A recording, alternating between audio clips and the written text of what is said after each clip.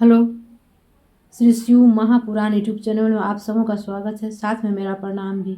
तो आज श्री शिव पुराण के पंचम खंड के सप्तम अध्याय और अष्टम अध्याय का वर्णन सुनूंगी और सुनाऊंगी। तो वर्णन सुनने से पहले अपने गुरु जी की स्तुति कर लेती हूँ। फिर से वर्णन कथा सुनूंगी। गुरुर्ब्रह्मा गुरुर्विष्णु गुरुर्देवो महेश्वरः गुरुर्साक्षात् परब्रह्म तस्मै श्री गुरवे नमः। आइए सुनते हैं सप्तम अध्याय।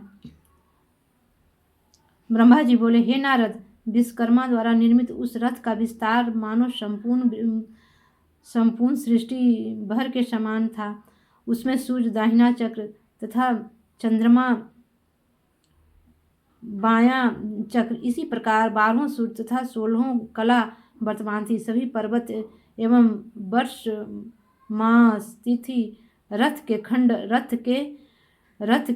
खंड बने। चारों वेद उस रथ के घोड़े तथा व्यास आदि घोड़ों को चलाने वाले धर्म कर्म के शास्त्र पुराण एवं न्याय शास्त्र के ये सब उसके मुख हुए। आश्रम वर्ण आदि उसके अंग हुए। गंगा आदि नदियां तथा चारों सागर चंवर लेकर रथ के चारों ओर खड़े हुए।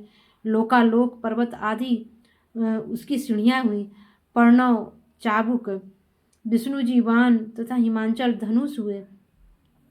यहाँ तक कि ब्रह्मा से लेकर त्रिन तक सब उस रथ में विद्यमान थे। इस प्रकार वह सब सामग्री पूर्ण रूप से तैयार हो गई। तब वह रथ शिव जी के द्वार पर ले जाकर खड़ा किया गया। उस समय शिव जी बाहर आए। उनको देखकर सबने विनती की, हे महाराज, अब आप रथ में आरूढ़ हो तथा त्रिपुर का नाश करके तीनों लोगों को आनंद प्रदान करें। तब शिव जी ने तुरंत गणपति को बुलाकर उनकी पूजा की। फिर वे रथ पर आरूढ़ होकर आकाश एवं पृथ्वी को कपाते हुए चल दिए। सब ने जय जयकार किया। पृथ्वी उस रथ का भार न सहकर कांपने लगी। इस प्रकार शिव जी अपनी सेना सहित देवताओं को आनंदित करते हुए वहां से चले। उस समय शिव जी के इस आश्चर्यजनक चरित्र से त्रिपुर एकत्र हुए। तब शिव जी ने उचित समय जानकर अपने धनुष में विष्णुपति अस्त्र को लगाकर तथा अपने तेज को उसी अस्त्र में स्थापित कर दिया, जिससे धनुष बाण दोनों ही प्रकाशमान हुए। सृष्टि भर में प्रकाश फैल गया। तब शिव जी ने उस समय मन में यह विचार किया कि मैं तीनों पुरों को जला दूं। उसमें विलंब हुआ जानकर विष्णु जी मैं तथा इंद्र ने बहुत प्रकार से विनती की। 8वां अध्याय। ब्रह्मा जी बोले, हे नारद, तब देवताओं ने कहा, हे शिव जी, अब आप त्रिपुर को नष्ट करने में विलंब मत कीजिए। आपके इस तेज से तीनों लोक जले जाते हैं। यह सुनकर शिव जी ने प्रसन्न हो तुरंत वही अस्त्र त्रिपुर को लक्ष्य करके छोड़ दिया। उसके छोड़ने से विष्णु शब्द हुआ। ऐसा प्रतीत होता था जैसे प्रलय काल के बादल गरज रहे हैं। उस अस्त्र में से निकली हुई अग्नि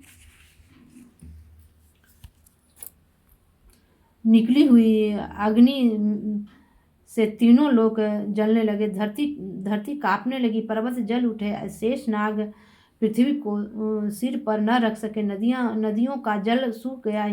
दिक्पाल एवं कर्म जो पृथ्वी का भार संभाले हुए हैं बलहीन हो गए तथा सब मुनि एवं सिद्ध ध्यान छोड़कर आश्चर्यचकित हुए। उसी समय शिव जी द्वारा छोड़े गए बाण के पहुंचते हुए तीनों पुर जलकर भस्म हो गए। तदुपरांत वह बाण उन सब को जलाकर शिव जी के पास लौट आया। इस प्रकार बाण के उस भीषण प्रहार से त्रिपुर में कोई प्राणी जीवित न रहा। सब दैत्य शिव जी के हाथ से मरकर मुक्ति पा गए। वे सभी शिव जी के गण हुए, क्योंकि उनमें भक्ति का बीज शेष था और भक्ति का बीज कभी नष्ट नहीं होता। उस समय शिव जी का स्वरूप ऐसा भयानक था जिसे देखकर प्रतीत होता है कि प्रलय होने में अब कोई देर नहीं है। मैं तथा विष्णु जी इस महातेज के कारण शिव जी की ओर अच्छी